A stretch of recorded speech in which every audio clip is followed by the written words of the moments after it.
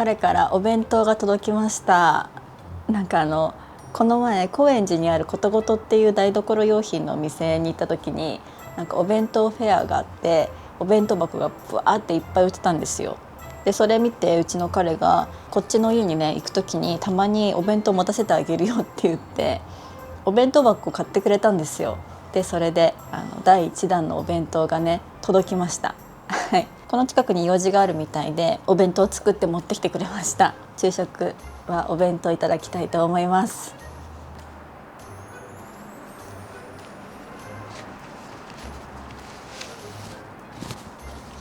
ちゃんと保冷剤ついてる。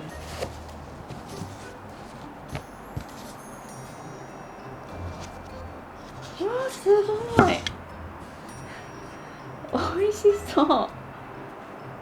すごい美味しそう。なんか1回目のお弁当は簡単なのしか作らないよみたいな言ったんですけど、めちゃくちゃ豪華です。かぼちゃとか、あとは人参しりしりみたいなのとか、アスパラベーコン巻きとか、焼き魚卵焼き、そしていちごが入ってます。嬉しい。美味しそう。いただきます。すごい、ご飯の下に鶏そぼろ入ってた。うん、美味しい。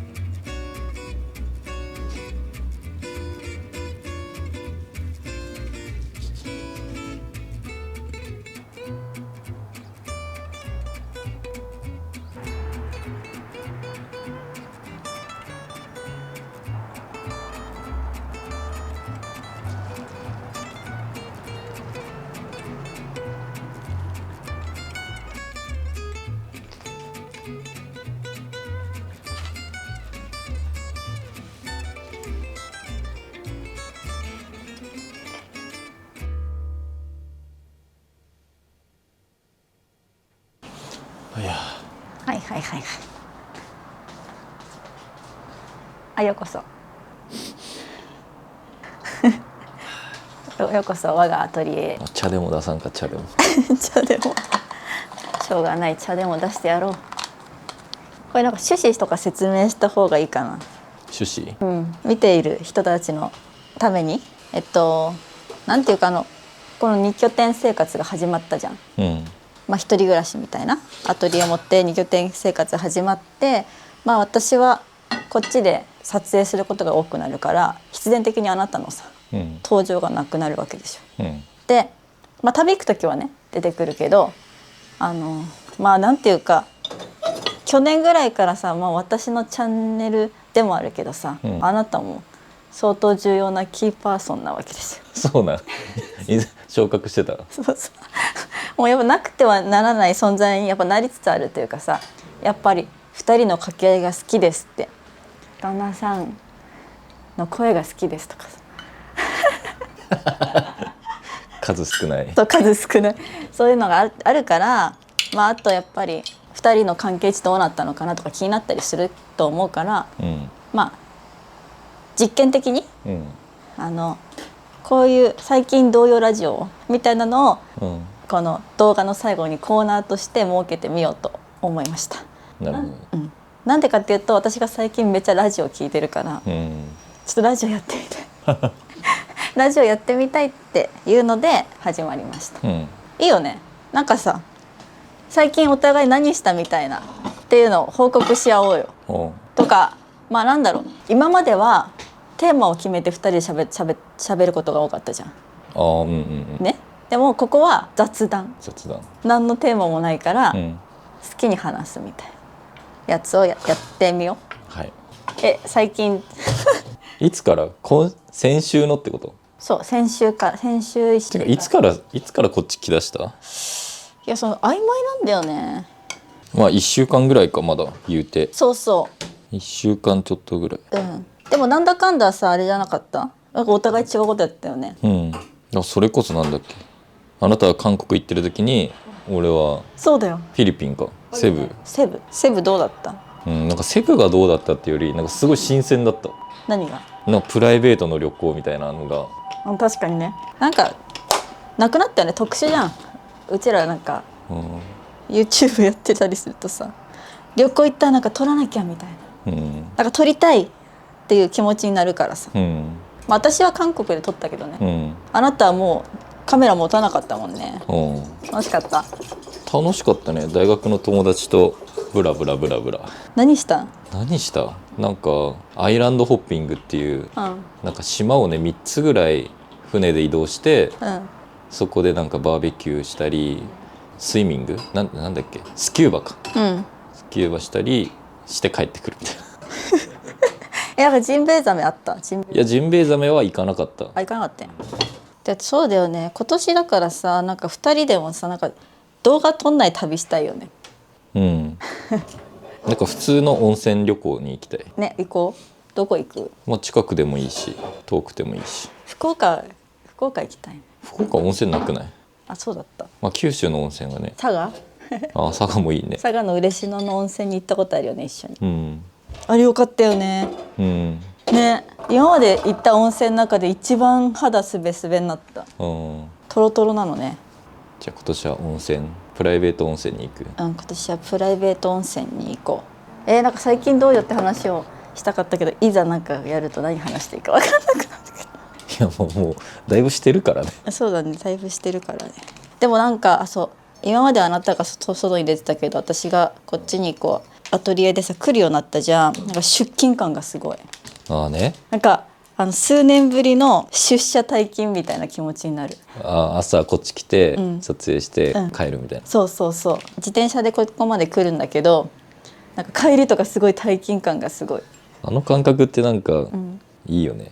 あれってなんか会社員時代の時は本当にもうこんなの本当に嫌だみたいな、もう早くこの状況から抜け出したいって思ってたのに、いざこうやってさ好きな時に働けるようになるとあれがなんかいかに尊かったのかじゃないけど、なんか生活にメリハリが出るっていうか。仕事だみたいな、そう休みだみたいな。そうなんかこう休みと仕事がバッチってちゃんと区切れるから、なんか結構さ土日とか私遊び行くじゃん最近。それをもう休みだって思ってるから予定入れるし、なんかでこの平日になったらこっち来るからなんか仕事だみたいな、でここに来てダラダラしないで撮影できるの、でもあっちの家にいた時はさ結構さ撮影してさ「あい疲れた」とか言ってさちょっと昼寝したりとかしたりしてたじゃん。まあでも難しいと思うよ。何が？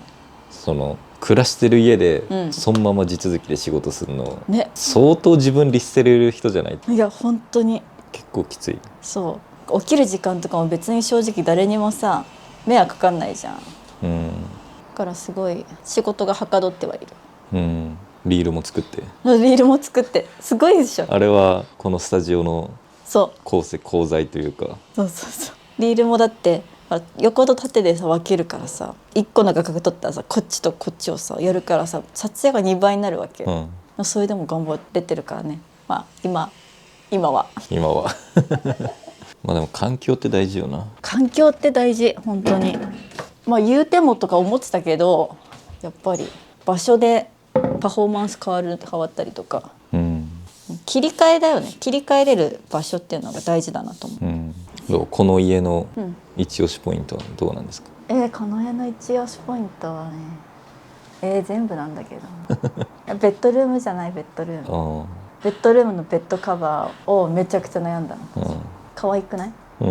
キルトって言うんだっけあれ。そう、アーミッシュキルトって。アーミッシュキルトって検索したら出てきた。アーミッシュなんかアメリカのそういうなんだろうね、アメリカンキルトみたいなことがあるの。出てきて、でも eBay で探したのね。eBay っていうその海外のオークションみたいなやつで探したんだけどさ、なんかもう写真がさ、ほんと適当にふいって撮ったやつなの。わかる？日本のメルカリとかってみんな真剣に撮るじゃん。てってって撮ったやつでさ、めっちゃ汚れとかいっぱいあったりとかするやつとかもあるのね。だから結構賭けに出たんだけど意外と綺麗だった。まあ新品はもうないよね多分。ないもう多分十何年とか使って、多分もう引っ越すとかなんかでとか子供が大きくなったとかで、もういらないからみたいな感じで適当に写真撮られたやつから選んだの。結果一回洗濯入れただけ？クリーニング入れて全然大丈夫。もう届いた時点からもう全然臭くないし、汚れもほとんどなかった。まあでも賭けやろうね。賭け。正直ね。正直届くかどうかも分かんなかった。だってほらアメリカからとかさ。まあね。そう私は最近さ、スーパーマーケットシミュレーターにハマってやっとるよね。スーパーマーケットシミュレーターを知らない人に説明するんだけど、なんか Windows のゲーム、パソコンのゲームで今すごいゲーム実況の人とかで結構流行ってたんだけど、まあ要はスーパーマーケットを経営するっていうゲームなのね。ロールプレイング、商品仕入れて陳列して値段決めて、レジ売ってまた品出ししてっていう本当にただのスーパーマーケットをシミュレーションするっていうゲームなんだけど、商品を多く発注しすぎても赤字になったりとか、値段をちょっとだけ高くつけすぎてもそれはそれで赤字になったりとか、お客さんが買わないみたいな。そうでそのレジ係を雇うタイミングとか、もう全部そういうのが絶妙なバランスでいかないと、なんかこうどんどん赤字に向かっていくの、地味に、少しずつ。だから私なんか本当にさリアルにこうなんかメモ帳にさメモしだしてさ、これとこれを発注するとか言ってさ書いた後に発注とかしたらさ、なんかあなたにさ仕事よりも真剣にやってないとか言われた言われたんだけど、でもなんかあれでねすごいなんかこう自分のね仕事感みたいなのも考えさせられたっていうか、すごいよそのどんどんレベルが上げれて、どんどんこう店舗で置ける商品っていうのをどんどんそのライセンスを変えるの、だからもう借金とかして、どんどん品数を多くしてたら楽しいじゃんこっちも。どんどんスーパーが広くなってきて、でもそれをやりすぎるとやっぱ赤字に向かっていくから、同じ日っていうのを何回も繰り返さなきゃいけないの。お金だけを貯める日っていう、もう同じ毎日を何日もやってお金を貯めて、やっと店を拡張して、新商品を入れてみたいな、っていうのをやっていた時に、これは本当にそうだと思ってなんかほら私もブランド立ち上げてさ、地道にさやってるんだけどさ、やっぱりさこうバーンとさ大きくしたいみたいな、気持ちになったりするわけ、うん、早くこれを出したりとか、早く大きなポップアップやったりとか、なんかどんどん大きくしたいすぐにって思うんだけど、そうじゃないんだっていうのをゲームから学んでるじゃないけど、あなたもよく言ってたじゃん。私がこういう風にしたい、ああいう風にしたいって言ってた時に、そんなに焦るってやるもんじゃないみたいなことを言ってた時に、なんでと思ったんだけど、今が旬だから旬な時にバンバンやんなきゃって思ってたんだけど、そうじゃなくて一日でも長く続けさせることが大事なんだっていうことに気づかされたのゲームそうね、なんかブランドとかってね、大きくしようと思えばね、広告費ドカーン、商品ドーン、ポップアップドーンみたいなでもいいけどね、そうすることが必要なタイミングもあると思うんだけど、なんていうの、その大きくするタイミングと実力が伴ってなかったら意味がない、不利益が出るっていうことに気づかされるわけ、そのゲームやりながら、なるほどね、大きくしてどんどん事業を大きくしても自分のキャパがこれぐらいしかないから、結局追いつかなくて顧客の人がどんどん離れていくの、そのいつも来てるお客さんがこんだけ買ってくれてたのに大きくしすぎちゃって一人一人にケアがいけなくなると、これぐらいしか買ってくれなくなってくる、でそれで気づいたわけ。すごい有益やん。そう、すごい有益なゲームなんだけど、そう細く長く続けさせるっていうことで、ブランド運営もそうだけど、この YouTube もそうだし、なんか大事だなって、そのフェーズに入ってきたし、どうやって細く長く今いる人たちを大切にしながらやっていくのかっていうのを考え出した。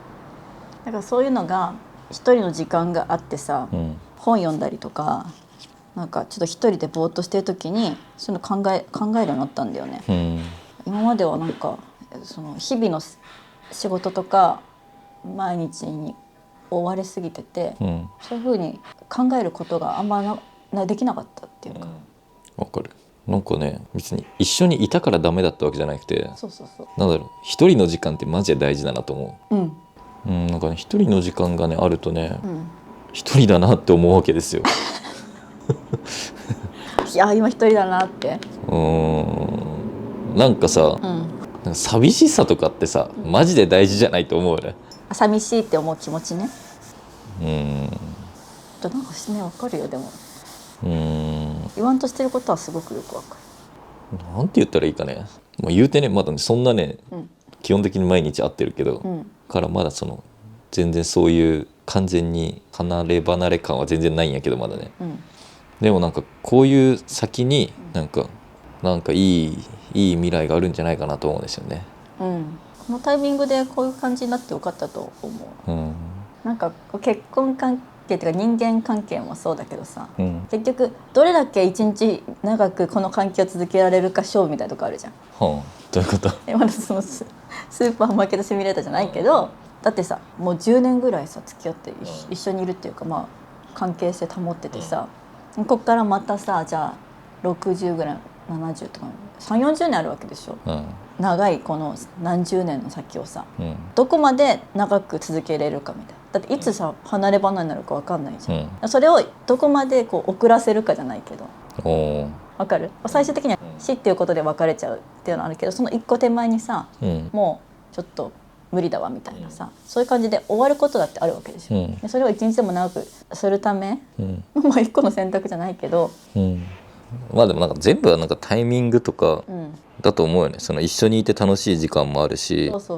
ちょっとお互いのこと頑張ろうっていう時期もあっていいと思うし、別にまた2人でなってもいいなっていうのもあるし、でもこれはちょっとさ、なんか贅沢だなとも思うよね。わかる。選択肢を選べることがね。でもその選ぶためにさ、やっぱ今まで頑張ってきたわけじゃん、もう本当に休みなく働いてきたわけじゃない、だから今はそうやって選べたからさ、この先はどうなるか分かんないけどさ、選べた今を楽しんでいくしかないよね。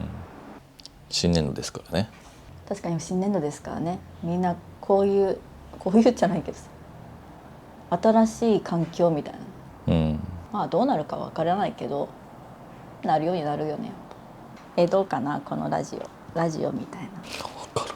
あなたは全然大丈夫？何が？たまにこうやって話すこと、知らないうちに回しといてくれた方が気は楽かもし知らないうちにね、知らないうちにオンにしといた方がいいな。で私ラジオの可能性を感じてるわけ。やっぱなんか流し聞きっていうのをやっぱほら出社みたいなのしてるじゃん、外で出歩くことが多くなったからさ、見れないのね、そのある外にいる時とか、電車乗ってる時とかさ、耳で聞きたいの。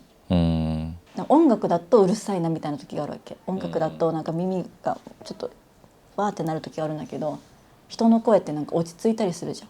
こういうさなんか新年度みたいに新しい環境になった時ってなんかこう人の声聞いてると落ち着くっていうか、とかなんか何気ない会話の中でハッとさせられることとかがあるわけ。勝手に自分の状況とさ、照らし合わせてはっみたいな、でそれが本当にさりげない一言なんだけど、頑張ろうみたいな、なんかそういうねのを感じてラジオの可能性を見出したわけです。だそうです。だそうです。じゃああなたが全然大丈夫ならば、生存確認みたいな感じ。生存確認。あなたが全然大丈夫なら、たまに やろう。たまにとかどれぐらいの頻度かはちょっともう分かんないけどね。どうなる？まあその時でいいんじゃん。ね、やれるっていう時にやって後ろにくっつけるっていうのをやっていきましょう。はい。じゃあ第1弾そういう感じで。はい。じゃあお疲れ様です。